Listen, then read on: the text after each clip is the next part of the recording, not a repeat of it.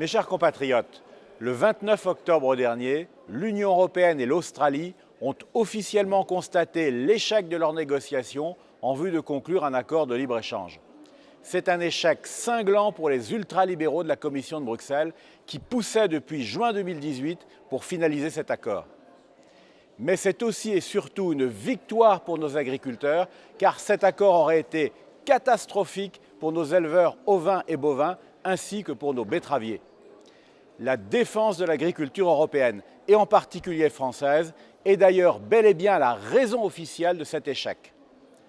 Pour une fois, l'Union européenne a résisté à la tentation de céder aux exigences déraisonnables de son partenaire. Outre des quotas de sucre démesurés, l'Australie exigeait en effet des quotas d'exportation de bœuf et de mouton excessifs, respectivement identiques à ceux, hélas déjà obtenus, par le Canada et la Nouvelle-Zélande. Si on les avait acceptés, on aurait donné le coup de grâce à l'élevage français. L'entêtement de l'Australie à ne pas vouloir respecter nos appellations d'origine protégée a constitué un second motif de rupture des négociations.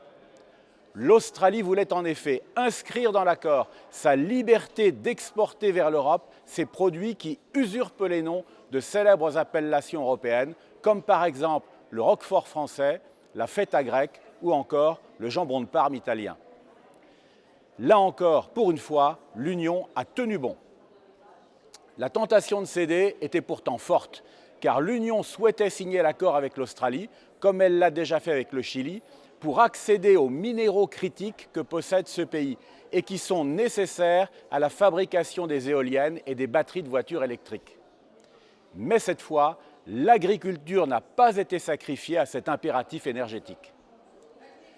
Cet échec est en définitive une formidable victoire du Rassemblement national, car si nous n'avions pas été là, à Bruxelles, à dénoncer depuis tant d'années le scandale de la destruction de notre agriculture par tous ces traités de libre-échange, la Commission aurait une fois de plus tout cédé. Dans l'immédiat, notre agriculture est donc sauvée et nous resterons très attentifs à ce qu'elle le reste dans les prochaines années.